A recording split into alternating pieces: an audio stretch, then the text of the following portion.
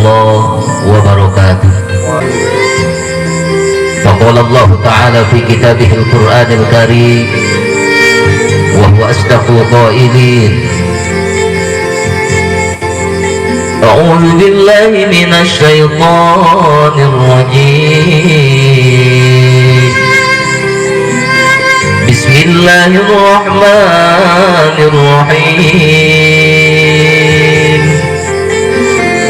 Kullu nafsin dha'iqatul maut.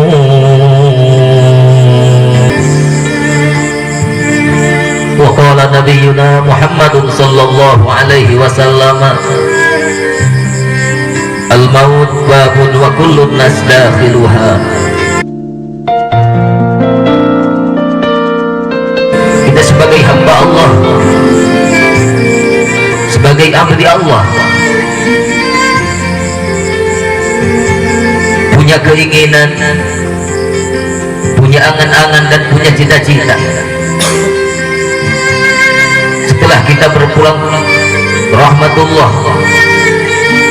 setelah nyawa kita meninggalkan raga kita, yang kita inginkan tiada lain dan tiada bukan hanyalah kembali ke zat Allah dan ditempatkan di tempat yang paling mulia, yaitu surganya Allah Subhanahu wa Ta'ala. Kita harus ingat satu hal, kita tak akan selamanya hidup di dunia yang fana ini. Suatu saat nanti kita akan kembali ke zat Allah Subhanahu wa Ta'ala. Kita akan meninggalkan alam semesta, keramaian duniawi akan kita tinggalkan, mobil mewah yang kita punya akan tinggalkan, harta berlimpah, istri cantik, kekayaan akan kita tinggalkan. Manusia di zaman sekarang, sebab lemahnya akidah, sebab lemahnya keimanan, kematian yang sudah pasti kita lupakan. Tapi kemewahan dunia yang belum tentu bakalan menyelamatkan kita, kita terus kejar.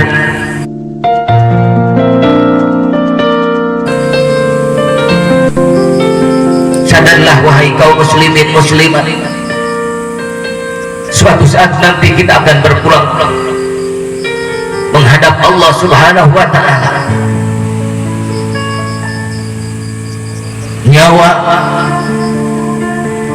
Nyawa kita ini akan berpindah, nyawa kita ini akan berpisah dari jasadnya. Pasti kematian akan menjemput kita, ajal akan mendadak kita. Allah berfirman dalam Al-Quran, kullu nafsin dha'iqatul maut.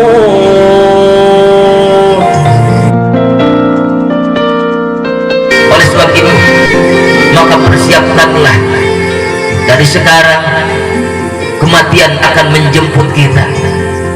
Yang jadi pertanyaan hadirin yang dirahmati Allah,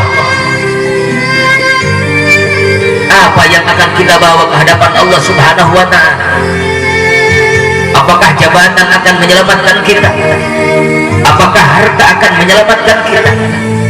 Apakah kekayaan akan menyelamatkan kita? Belum tentu, saudara. Karena kekayaan kalau kita bawa dengan kesombongan, belum tentu itu kekayaan akan menyelamatkan kita. Begitu juga kepintaran belum tentu menyelamatkan kita. Jabatan belum tentu menyelamatkan kita jikalau kita sombong dalam membawa jabatan. Hadirin saudara yang dimuliakan Allah, Allah telah mempersiapkan dua tempat. Allah telah mempersiapkan dua tempat untuk setiap umat manusia. Setelah kematian kita akan dimasukkan ke dalam dua tempat. Kita tinggal pilih yang mana yang akan kita tempati. Yang pertama, Allah menciptakan surga. Yang kedua, Allah menciptakan neraka. Apa surganya Allah dan apa nerakanya Allah? Yang pertama, Allah menciptakan surga. Surga itu merupakan tempat yang paling nikmat. Surga itu merupakan tempat yang paling nikmat. Kenikmatan surga gak akan bisa dibayangkan oleh pandangan mata kita. Suara-suara yang ada di surga tidak akan bisa didengar oleh pendengaran kita, bahkan tidak bisa dibayangkan dengan angan-angan kita. Yang kedua, Allah menciptakan neraka. Apa yang disebut neraka? Kita sudah tahu, neraka itu merupakan tempat siksaan Allah yang paling hina, tempat siksaan Allah yang paling hina, saudara. Ulama mengatakan paling enteng siksaan Allah dalam neraka, yang paling ringan siksaan Allah di neraka. Di antaranya, Allah memberikan sandal dari neraka jahanam. Begitu kita pakai sandal dari neraka jahanam, kepala mendidih panasnya api neraka. Naudzubillah, naudzubillah. Lalu untuk siapa surganya Allah? Untuk siapa nerakanya Allah? Saudara, surganya Allah bukan untuk seorang ulama. Surganya Allah bukan untuk seorang kiai. Surganya Allah bukan untuk seorang santri. Jangan kira Anda semua mengira surganya Allah diperuntukkan untuk seorang kiai, bukan. Surganya Allah diperuntukkan seorang santri, bukan. Tapi surganya Allah diperuntukkan untuk manusia yang bertaat terhadap Allah, selalu menjalankan perintah Allah, menjauhi larangan Allah. Itulah manusia yang akan terpilih menjadi ahli surga. Yang kedua, saudara, Allah menciptakan neraka. Nerakanya Allah untuk siapa? Nerakanya Allah diperuntukkan untuk manusia yang layak terhadap perintahnya, untuk manusia yang lebih banyak maksiat daripada taat terhadap Allah, yang banyak menyalahi aturan Allah, yang terlalu banyak mengikuti hawa nafsu. Maka orang-orang tersebut nanti di akhirat akan disiksa oleh Allah Subhanahu wa ta'ala, dimasukkan ke dalam neraka jahanam. Naudzubillah, tsumma naudzubillah. Saudara-saudara yang dirahmati Allah, tentunya kita sebagai manusia, sebagai orang yang beriman terhadap Allah Subhanahu wa ta'ala, meskipun hadirin kita terima, gak mungkin kita masuk surganya Allah. Kita sadari kita hanyalah manusia yang hina, manusia penuh durhaka, manusia penuh dosa terhadap Allah. Seringkali kita lalai terhadap perintah Allah, seringkali kita menjauhi perintah Allah. Tapi tetap yang kita inginkan hanya surganya Allah, rahmat Allah, ridha Allah. Hadirin saudaraku yang dimuliakan Allah,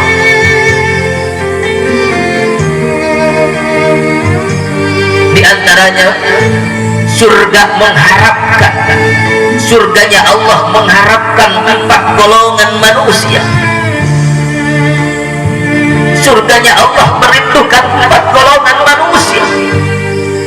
Mana di antara yang dirindukan oleh surganya Allah? Di antara manusia-manusia yang dirindukan oleh surganya Allah, yang pertama, kata Nabi, innal jannata mustaqatun ila arba'ati nafar. Sesungguhnya surganya Allah mengharapkan 4 golongan. Surganya Allah merindukan 4 golongan manusia. Di antara manusia yang dirindukan oleh surganya Allah, yang pertama, talil Quran. Yang pertama, golongan yang dirindukan oleh surganya Allah, manusia yang suka membaca Al-Quranul Karim. Maka itu, kalau memang kita mengharapkan surganya Allah, kalau suatu saat kita ingin masuk ke dalam rahmat Allah, ditempatkan dalam surganya Allah. Yuk kita sama-sama baca Al-Quran. Al-Quran, Al-Quran, jadikan Al-Quran pedoman hidup, jadikan Al-Quran pedoman hidup kita semua. Insya Allah manusia yang suka membaca Al-Quran, manusia yang suka menghafalkan isi daripada Al-Quran, insya Allah hadirin, manusia itu suatu saat oleh Allah akan dimasukkan ke dalam tempat yang paling nikmat, surganya Allah. Amin ya Allah ya Rabbal Alamin. Yang kedua, surganya Allah merindukan golongan yang kedua. Kata Nabi, golongan yang dirindukan oleh surganya Allah yang kedua adalah wahafidul lisan, manusia yang bisa menjaga lisannya, manusia yang bisa menjaga ucapannya. Jangan sampai ucapan kita, jangan sampai ucapan kita menjadi suatu benar. Jangan sampai ucapan kita, kalau dikala kita berbicara, menyakitkan orang, pembicaraan kita menyinggung orang lain. Jagalah lisan kita. Kata Nabi, salamatul insan fi hifdzil lisan, keselamatan manusia tergantung di mana dia bisa menjaga lisannya.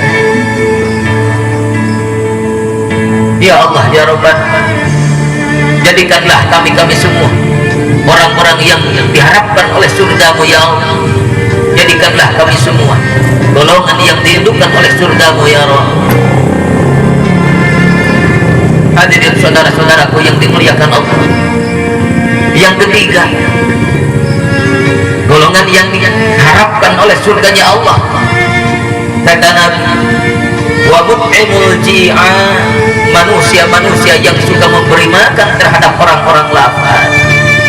Jadi intinya, kita sebagai manusia harus saling berbagi, saling berbagi rezeki, berbagi harta, karena harta rezeki titipan dari Allah. Insya Allah orang yang suka berbagi rezeki, berbagi harta, insya Allah orang itu yang akan dirindukan oleh surganya Allah Subhanahu wa ta'ala. Dan yang terakhir, hadirin yang dirahmati Allah, orang-orang yang dirindukan oleh surganya Allah yang terakhir, wasaimina fi syahri Ramadan, orang-orang yang berpuasa di bulan Ramadan. Maka dengan itu, sebentar lagi kita akan memasuki bulan yang paling mulia, bulan yang penuh ampunan, bulan yang penuh rahmat Allah, yaitu bulan suci Ramadan. Yuk kita sama-sama gunakan momentum ini untuk meningkatkan kualitas ibadah kita terhadap Allah Subhanahu wa ta'ala. Hadirin yang dirahmati Allah, mudah-mudahan kita semua menjadi golongan-golongan orang yang diharapkan oleh surganya Allah Subhanahu wa ta'ala. Dan mudah-mudahan selamanya kita ada dalam lindungan Allah Subhanahu wa ta'ala, selalu menjadi hamba-hamba Allah yang ada dalam ridhonya. Amin ya Allah ya Rabbal Alamin. Hadirin yang dirahmati Allah, kita sama-sama berdoa, mudah-mudahan dosa-dosa kita, dosa-dosa kita semua, kesalahan kita semua terhadap Allah, mudah-mudahan ada dalam lindungan, ada dalam ampunannya. Amin.